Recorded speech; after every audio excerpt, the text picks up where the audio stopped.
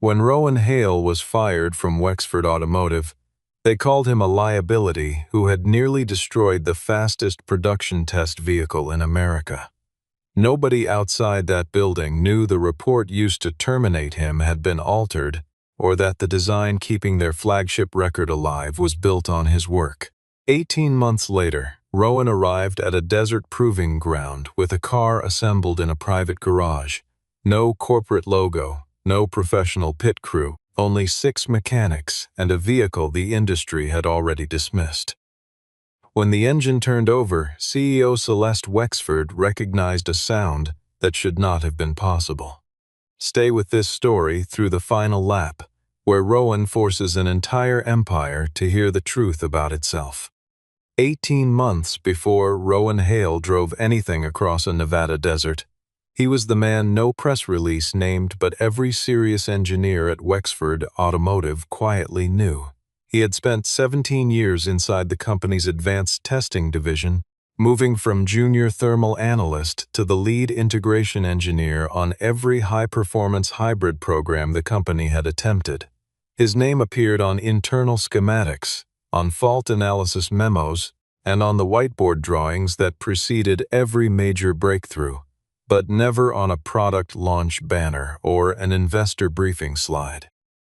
Wexford Automotive was preparing to unveil the Dominion R9, a hybrid test vehicle representing nearly $300 million in development funding, and the plan was to use it to break the company's own standing record. A sustained average speed of 201.8 miles per hour, maintained continuously over 24 hours on a closed-loop track.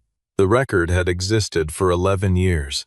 The merger deal Wexford was negotiating, worth several billion dollars, depended on demonstrating that the company's engineering capabilities still led the industry. Rowan had spent 8 months running thermal simulations on the R9's battery management architecture, and by late spring he had identified something that no one above him wanted to hear. The system accumulated heat in a predictable cycle, performing beautifully in short bursts and across the first several hours of operation, but storing residual thermal energy in the outer battery clusters in a way that the active cooling array could not fully compensate. His models showed the problem would remain invisible until roughly the 17th hour of a continuous run, at which point internal temperatures would spike well beyond safe operating range. He submitted the findings formally, flagged the run as premature, and requested a minimum 6-week delay to redesign the cooling manifold. Preston Caldwell, the company's executive vice president and the architect of the merger timeline, denied the request within 3 hours. The investors had already been scheduled, the press credentials had already been issued, and the track at Red Mesa had already been reserved.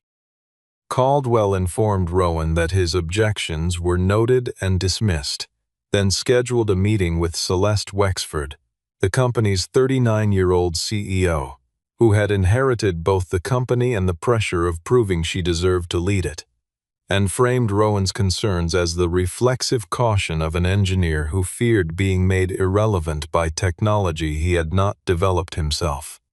Rowan requested access to the meeting and was granted 5 minutes.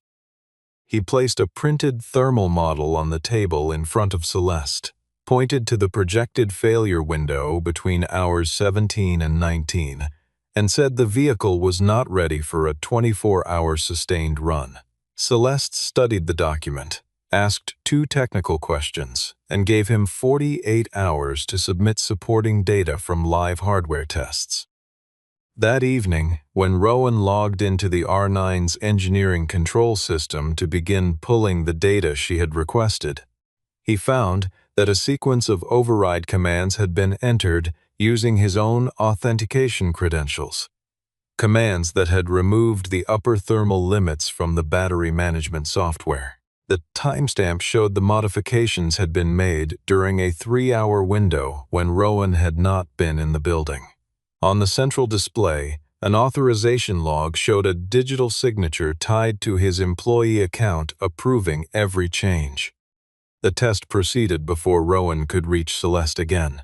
In the first 8 hours, the Dominion R9 ran like a precision instrument, smooth and powerful, and Caldwell stood in the observation gallery, making a point of his composure while Rowan stood at the back of the room, watching the thermal readouts climb in the pattern he had predicted. The assembled board of directors received live performance data curated by Caldwell's team, a feed that omitted the battery temperature subsystem. Tate Brennan, Wexford's lead test driver and the most experienced pilot the company employed, kept the car on pace with the kind of precision only years of professional development driving could produce. When the failure arrived, it came exactly where Rowan's model said it would. Not as a catastrophic event, but as a sharp imbalance in the rear cooling loop that sent a shudder through the drivetrain and triggered an automatic power reduction cascade. Tate read the car correctly, pulled back on the pace, and guided the R9 into the technical bay without drama or danger. There was no fire, no wreck, no injury.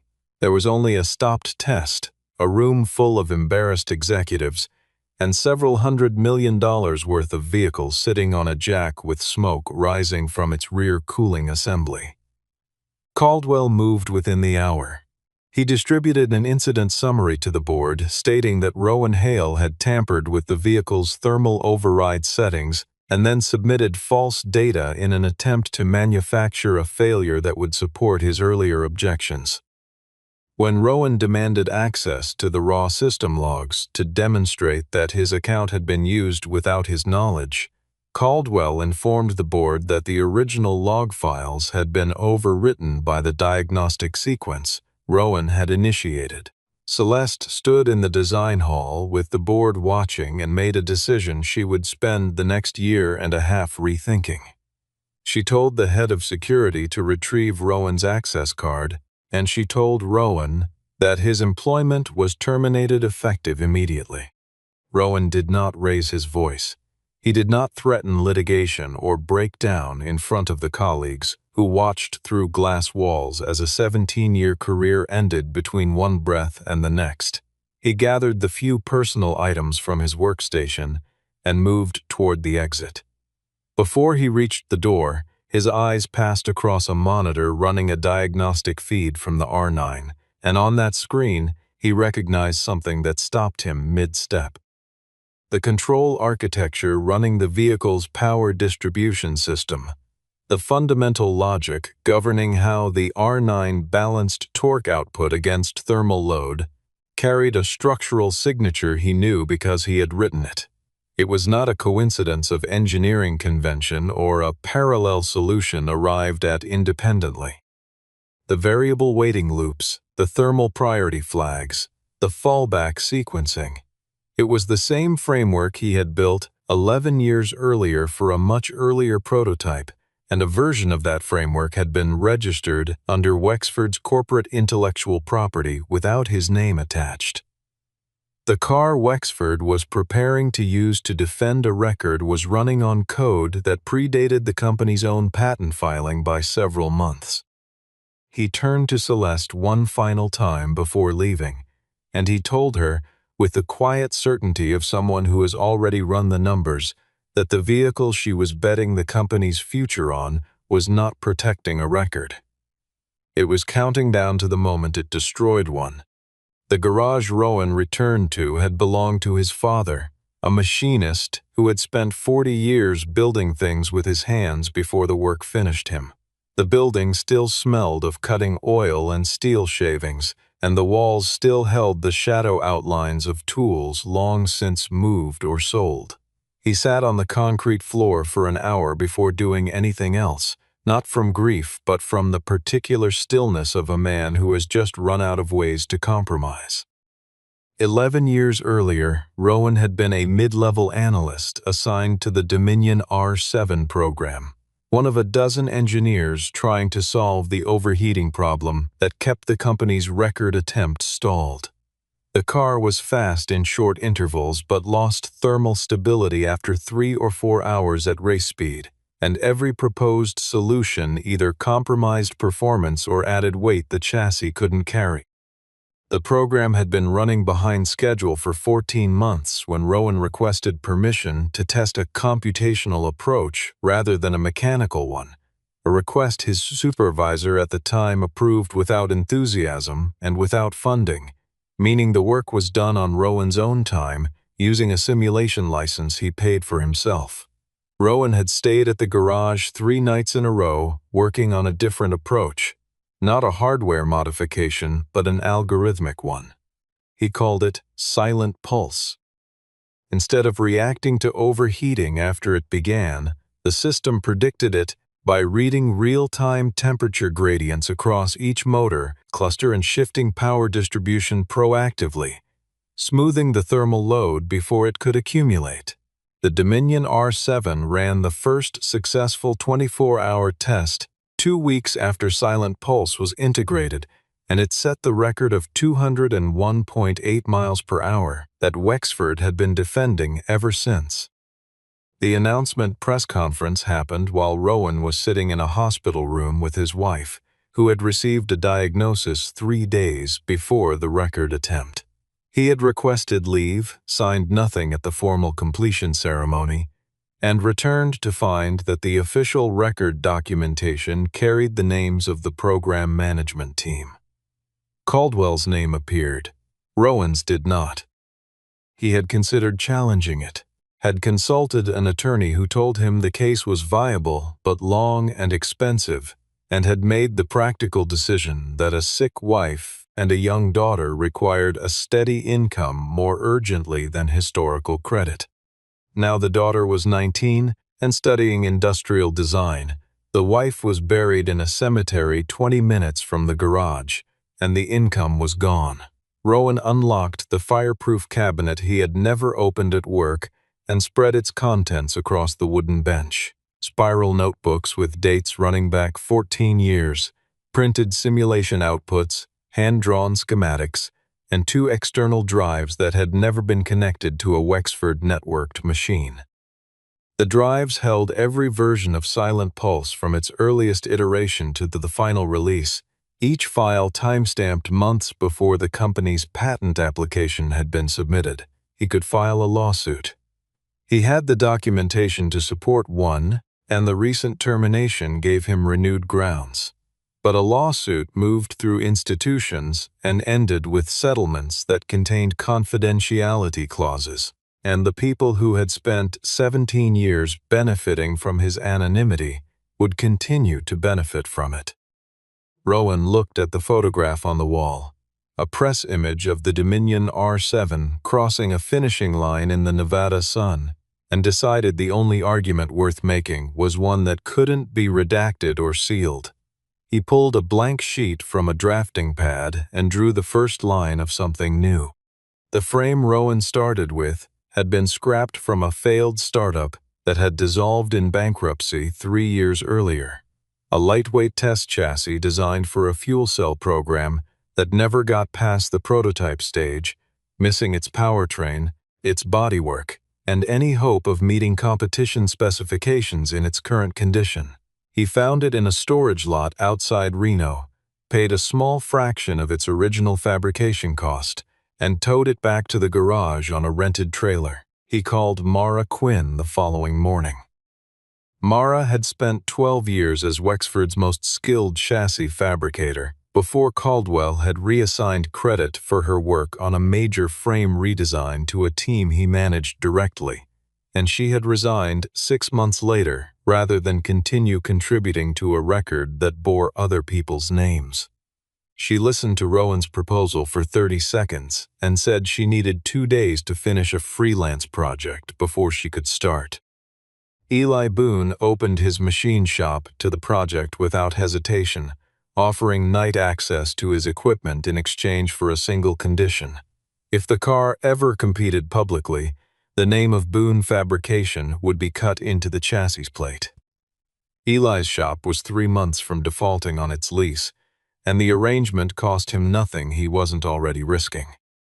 Rowan brought in 3 additional mechanics through Mara's network, each one a specialist who had left or been pushed out of corporate automotive work and was willing to contribute skills in exchange for a piece of something they could actually claim as their own. The engineering principles Rowan imposed on the build were precise and uncompromising. The car would not attempt to win on raw power.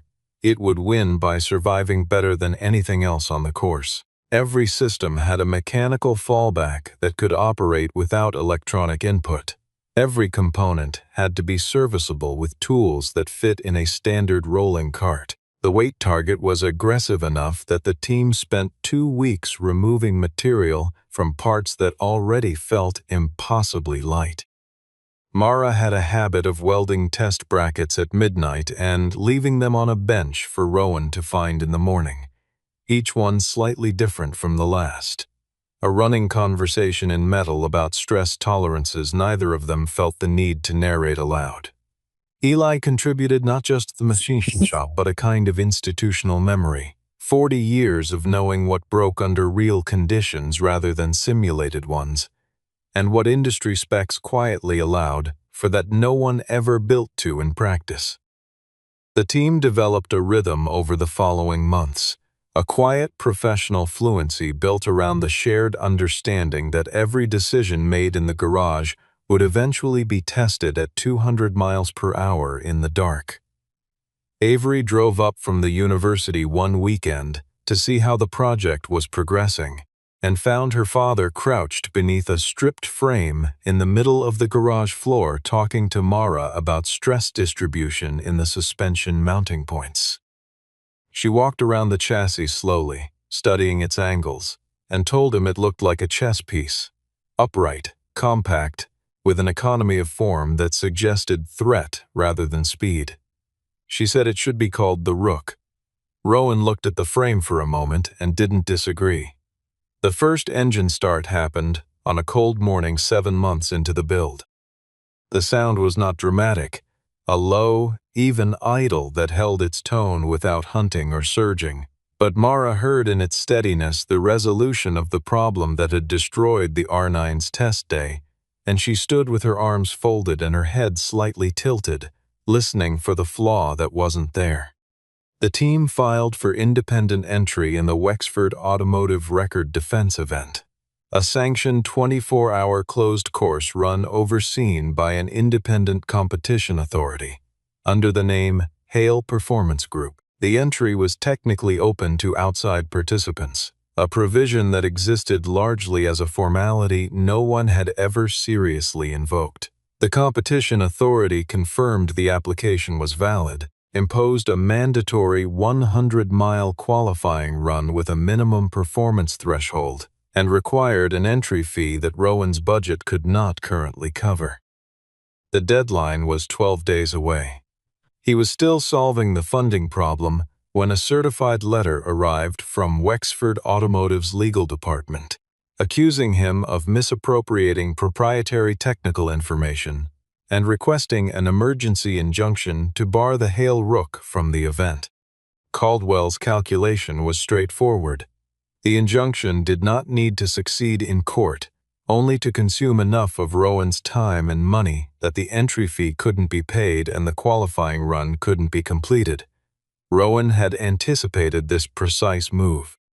From the first week of the build, he had engaged an independent technical auditor to document every phase of the design and fabrication, a film record of each component, each decision, each supplier invoice, creating a clear chain of evidence demonstrating that the Hale Rook contained nothing sourced from Wexford's proprietary systems. The same documentation that traced the car's origins also traced the origins of Silent Pulse back to Rowan's notebooks, establishing prior art that predated Wexford's relevant patents. The injunction request was denied within 72 hours.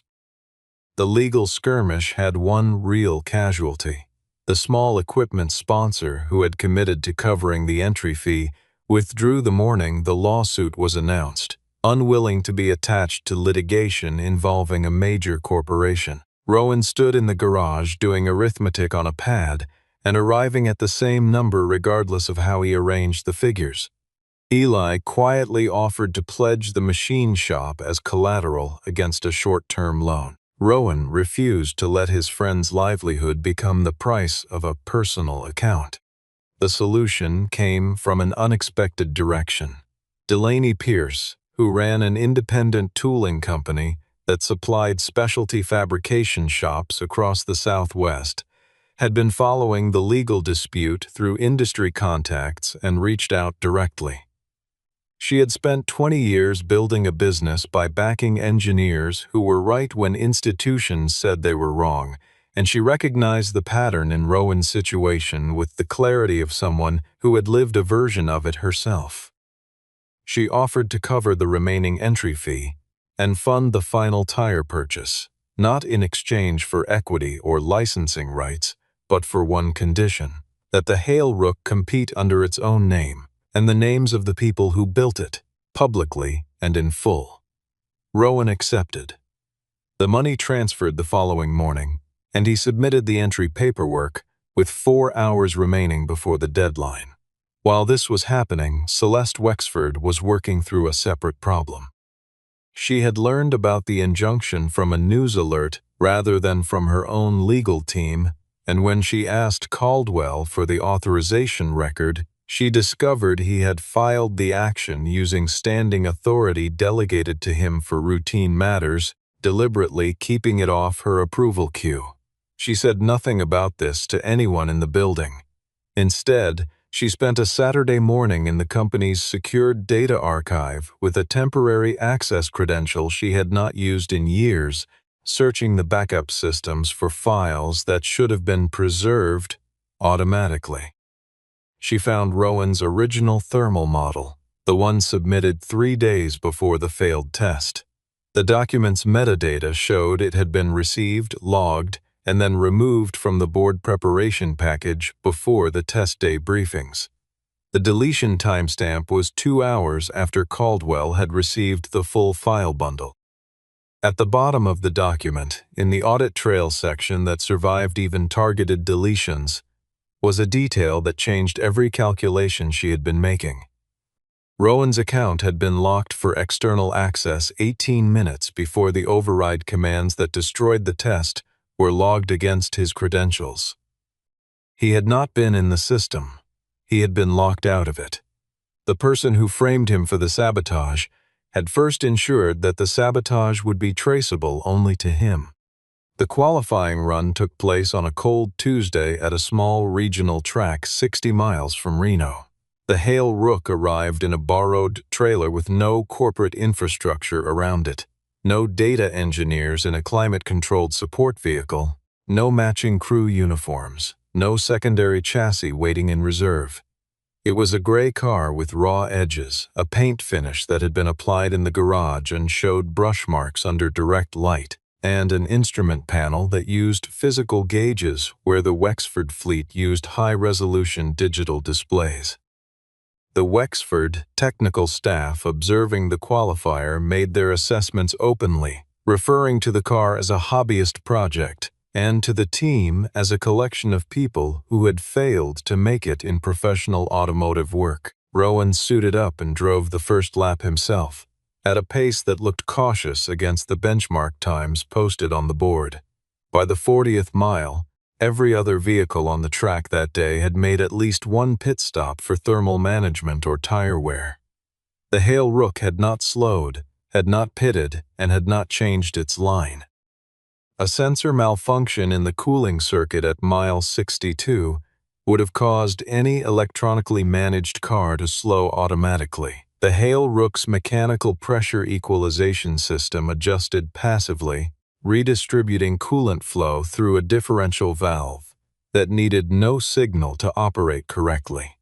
The car completed the 100 miles with performance degradation that the data recorder measured as negligible. Tate Brennan walked over from the Wexford support area and crouched next to the rear tires. The wear pattern across all 4 contact patches was nearly uniform, a degree of consistency that full factory teams with dedicated tire engineers achieved only occasionally. He said nothing to anyone and returned to his own side of the paddock. Caldwell, watching from a distance, instructed his communications staff to release a statement suggesting that the Hale Rook's qualifying pace was so conservative, it raised doubts about whether the team understood what a sustained record attempt actually required. One day before the main event, a track official reviewing the R9's competition documentation flagged an anomaly. The vehicle's power distribution software carried an authentication signature embedded by a third-party contributor. The signature resolved to Rowan Hale. Wexford's entry forms had listed all technology as proprietary and internally developed. Celeste arrived at the garage on a Tuesday night, alone, with no assistant and no security detail. She had not told the board she was going, and she had not told Caldwell. She had told no one. The drive out of the city took 40 minutes, and she spent most of it rehearsing how to begin a conversation she had no precedent for, an apology that was also an investigation, a visit that was also a reckoning. Rowan opened the door without much expression and offered her the same stool he kept near the workbench when Mara was working. The Hale Rook sat in the center of the floor, fully assembled, its gray surface catching the shop light evenly. Celeste looked at it for a long moment, and then told him she had found the backup archive file. She told him she knew about the timestamp, about the account lockout, about the deletion 2 hours after Caldwell had received the full document bundle. Rowan said he had known from the beginning that someone with system-level access was responsible, but that he had no way to prove it without internal records that only a current employee could retrieve. She asked him why he had not pursued a legal challenge immediately. He told her the answer was the same as the reason he had stayed quiet 11 years earlier. The process would have taken years and consumed everything he had, and the outcome still would not have put his name in the record where it belonged. He told her the car in front of her was the only legal filing that mattered to him. Celeste asked if there was a number, a settlement figure, a title, a public statement. That would satisfy him before the event. Rowan said she was asking the wrong question. He told her he did not want to be paid to stay quiet, and he did not want a position that could be eliminated the next time a board decided his presence was inconvenient. He wanted the Hale Rook to run its 24 hours under independent observation, and he wanted whatever the data said to be the permanent official result. Celeste looked at the car again and asked how confident he was. He told her to read the thermal model on the bench. She read it for 12 minutes without speaking, and when she looked up, she did not ask any further questions about confidence. She left without committing to anything explicitly, but Rowan noticed that she folded the thermal model and put it in her jacket pocket, rather than leaving it on the bench. Red Mesa Proving Grounds sat in the flat heart of the Nevada desert, a closed oval of banked asphalt that had been used for record attempts by manufacturers from 6 countries. The track surface was resurfaced every 3 years and held its grip consistently through temperature swings that would have degraded a conventional circuit. The surrounding desert offered no shelter from wind or temperature, which meant the conditions at Red Mesa tested not just power, but the engineering judgment embedded in every thermal and aerodynamic decision the designers had made. Wexford arrived with the infrastructure of a full racing operation: 3 support trucks, a mobile engineering center with live telemetry feeds, a catering facility, a public relations team, and enough branded equipment to fill a small warehouse. Hale Rook arrived in the same trailer that had carried it to the qualifier, with 6 people and the contents of a single tool chest. The contrast was visible enough that the photographers spent the first hour of setup documenting both sides of the paddock.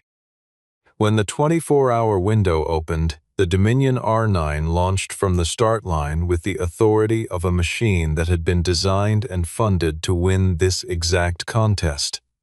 Tate Brennan held a pace that put the record under immediate pressure, and the car moved with a precision that made clear why Wexford had invested what it had. The Hale Rook followed at a lower pace, and within the first 2 hours of the event, the gap between the two vehicles in cumulative laps was visible enough to support the narrative that had already been written. An underdog making a symbolic effort, significant enough to generate attention, but not serious enough to threaten an outcome. Rowan ignored the gap.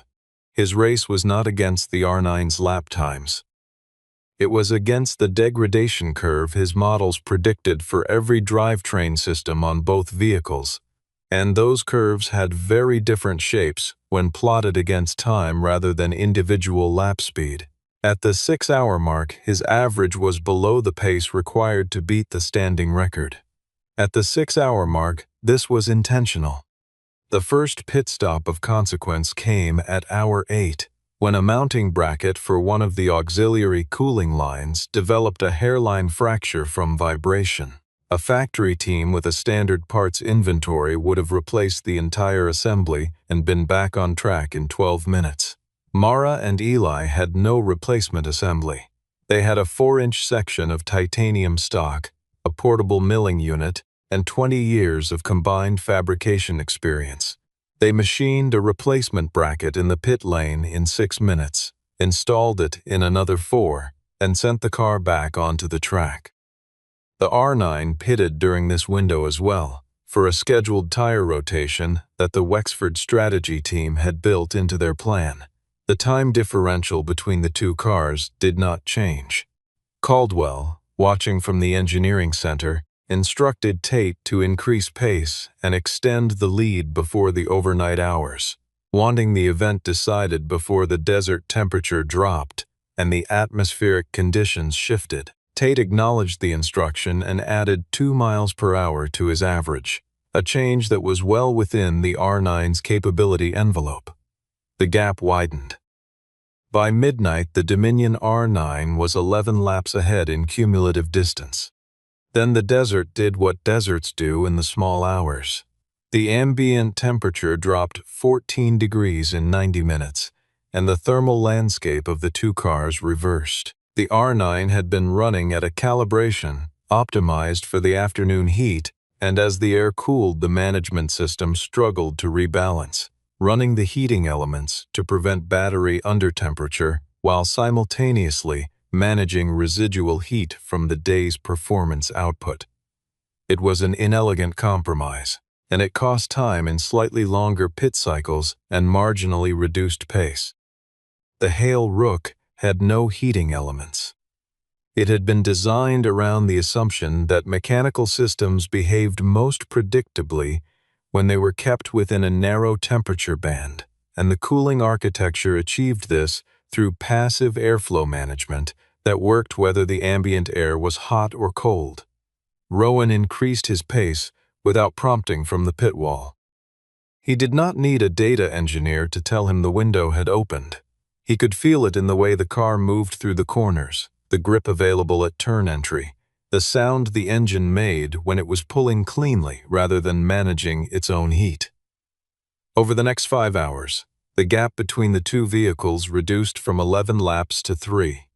Caldwell stared at the timing screens in the engineering center and made a decision that Tate Brennan had been fearing for the previous hour. He ordered the R9 into performance mode, a software state that raised the power ceiling beyond the range that had been formally validated for a 24-hour sustained run. Tate pushed back through the radio, citing the steering wheel vibration that had been building since hour 12 and the battery temperature trend that his in-car display was flagging. Caldwell told him the sensor was reading incorrectly and to hold the pace. What happened next was not visible from the grandstand. Rowan, running a lap behind the R9 on the oval, noticed the way the hot air rolling off the larger car's rear diffuser had changed character, a slight irregularity in the plume that an engineer who had spent 2 decades studying thermal behavior in moving vehicles would recognize as the signature of a system running past its equilibrium point. He had seen it before on a test day 11 years ago, just before a car came back to the pit on reduced power. From inside the Hale Rook, Rowan keyed the team radio and told Mara what he was seeing. She confirmed the battery temperature trend she was tracking on her monitor matched the profile. He told her he was going to pull the R9 in. She was quiet for a moment, then told him he understood what that meant for the record. He did. He pulled the Hale Rook out of its racing line, reduced pace, and drove across the infield access road to the Wexford pit entrance. He stopped the car, stepped out, and said into the nearest open radio channel that the Dominion R9 needed to come off the track. The instruction produced immediate chaos. Caldwell appeared on the pit wall within 90 seconds and accused Rowan of manufacturing a safety concern to halt the competition. At the moment, his car was failing to keep pace. The Wexford communications team was already drafting a statement. Rowan did not argue. He wrote 3 numbers on the back of a timing sheet.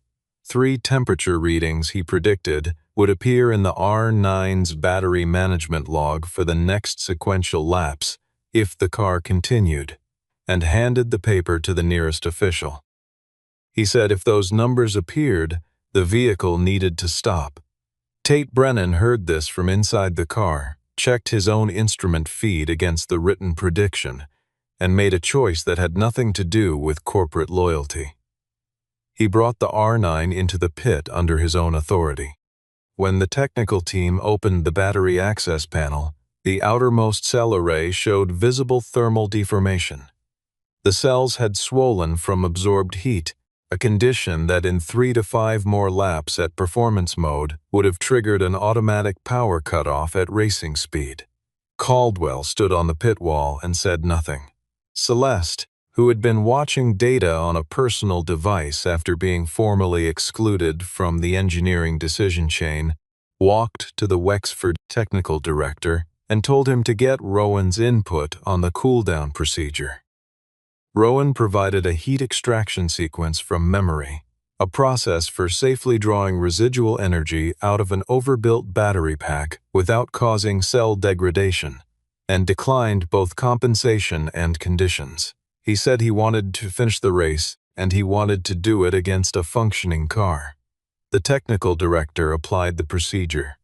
The R9 returned to the track 31 minutes after it had come in, running within safe parameters, and resumed competition. The stop had cost Rowan 9 minutes of racing time. To break the record, he needed to maintain an average speed above 201.8 miles per hour for every remaining minute of the event. His current average, accounting for the time he had spent in the Wexford pit, was below that threshold by a margin that a team with unlimited resources and a proven car would find difficult to close. With 42 minutes remaining in the event, the transmission coupling on the rear cooling pump cracked under cyclic fatigue stress. It was not a component that had ever failed in testing, because nothing in the development program had pushed the car this hard for this long. If it was replaced with a new unit, the installation time would eliminate any possibility of breaking the record. If it was not replaced, the cooling circuit would lose pressure within 15 minutes, and the engine would overheat before the final hour concluded. Rowan climbed out of the car, looked at the fractured piece, and told the team they had 7 minutes to fabricate something that did not exist. Eli assessed the broken coupling, took the handle from a specialty torque tool in the bottom drawer of the cart, and clamped it in the vise. Mara cut the required dimensions from memory, using measurements she cross-referenced against a photograph of the original part on her phone. The machined coupling was not identical to the original. It was slightly thicker at the base and carried a relief cut that allowed for thermal expansion under high load. The competition authority official observing the repair confirmed that the modified component did not alter the engine's fundamental operating specification and cleared the car to continue. The total stop time was 11 minutes and 40 seconds. The Hale Rook returned to the track. What followed was not heroic in the cinematic sense. Rowan did not drive the final laps with reckless aggression or make a dramatic last-minute charge. He drove with the precision of someone who understood exactly how much was available in the car beneath him and exactly how much was required to reach a specific number. He kept the new coupling cool by modulating engine load through the long turns, running slightly less power at the apex where thermal stress peaked and recovering the time on the straight sections where the system could breathe. He listened to the engine the way a doctor listens to a patient, not for what the instruments reported, but for what the sounds beneath the instruments implied. In the final 20 minutes, the timing screen showed a projected average that could land within a fraction of a mile per hour either side of the record. The margin was small enough that the outcome was genuinely uncertain until the final lap. When the 24-hour signal sounded and the Hale Rook completed its last pass across the timing line, the official average speed read 202.4 miles per hour. The record of 201.8 had stood for 11 years. The new one was 0.6 of a mile per hour faster. The crowd in the grandstand reacted with the kind of noise that comes from people who have watched something they did not expect to be possible. Rowan brought the car to the pit, shut it down, and requested that the competition authority begin its verification process immediately. Fuel samples, component inspection, data review, and a full audit of the repair log. He sat on the pit wall while the process ran and did not celebrate. The verification took 2 hours. During that time, an auditor reviewing the sealed Dominion R9 competition data discovered what the qualifying official had begun to identify the day before. The power management core running the R9 was built on a logic framework bearing Rowan Hale's technical signature, consistent in structure and methodology, with design documentation in the competition authority's possession dating to the original Dominion R7 program. The auditor escalated the finding to the event's technical committee and then to the Federation's Integrity Division. Celeste was informed as the verification was concluding, and she made a decision she had been preparing to make since the night she found the deleted temperature warning in the company's backup archive. She walked to the main stage, waited for the record verification to be formally announced, and then addressed the assembled press, officials, and audience. She confirmed that the company had commissioned an internal review of the termination proceeding against Rowan Hale, that the review had identified data manipulation in the incident documentation submitted to the board, and that Preston Caldwell had been suspended pending a formal investigation into falsification of engineering records, unauthorized filing of legal proceedings, and misappropriation of technical authorship across multiple programs dating back more than a decade. She did not hedge the statement or qualify it for legal protection. She accepted personal responsibility for acting on a falsified record without verification. Caldwell did not appear publicly. By the time Celeste finished speaking, he had already retained legal counsel. The board of Wexford Automotive met the following week and tendered a formal reinstatement offer to Rowan Hale, with the title of Chief Engineering Officer and a compensation package designed to communicate the seriousness of the proposal. Rowan declined. He had spent 17 years inside a structure where a single administrator could erase a person's contribution from every official document in the company overnight, and he had no interest in returning to a position where that structure remained intact around him. He made a counterproposal instead. He would establish a separate entity, Hale Advanced Performance, that would operate as an independent engineering partner to Wexford on a contractual basis, with terms binding on the company regardless of changes in board composition. The terms were 3. All patents arising from work conducted by Hale Advanced Performance would carry the name of the engineer who developed the underlying concept.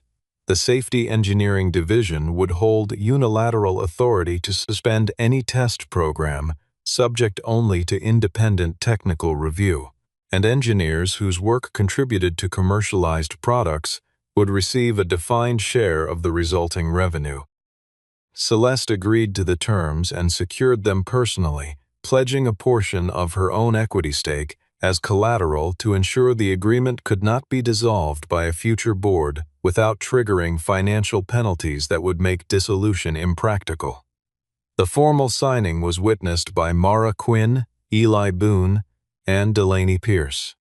In the weeks that followed, both the Dominion R7 and the Hale Rook were placed on display in the Wexford Automotive Demonstration Facility at the Nevada Test Complex. The information panels for both vehicles were revised. The R7 panel now listed the complete development team, including Rowan Hale as the engineer responsible for the Silent Pulse Thermal Distribution System. The Hale Rook panel listed 6 names. Avery drove out to see the display on a Saturday afternoon and stood between the two cars for a long time, studying the one her father had built and the one he had unknowingly built 11 years earlier. She turned and asked him why he had pulled into the Wexford pit during the race, why he had stopped a run that was finally going his way to warn the people who had spent a year and a half trying to stop him. Rowan looked at the two vehicles for a moment before answering. He said that he had not needed to destroy Wexford to win. He had only needed the truth to move faster than the lie. At the far end of the facility, through the glass wall of the main observation room, Celeste was reviewing preliminary specifications for a new program. The first joint project between Wexford and Hale Advanced Performance, a vehicle built around safety architecture rather than maximum performance metrics. On the record board at the entrance to Red Mesa Proving Grounds, the corporate logo that had occupied the top position for 11 years had been shifted to a secondary position. Above it, in plain block lettering, was a single line that could not be altered, appealed, or administratively revised, designed and driven by Rowan Hale.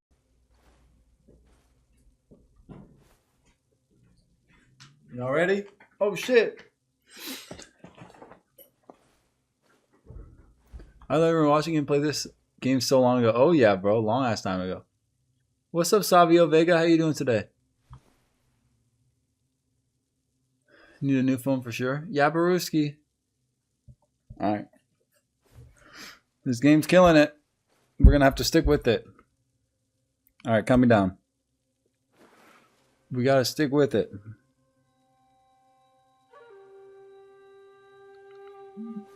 Bam. Oh, I'm having a good time, bro. I'm having more fun than GTA, to be honest with you. Stressful. I'm so happy I beat that last boss that quick, bro. Fucking A. That boss is hard. That boss is not to be reckoned with. What's up, Carly? Burnell, welcome in. How you doing? Welcome in, everybody.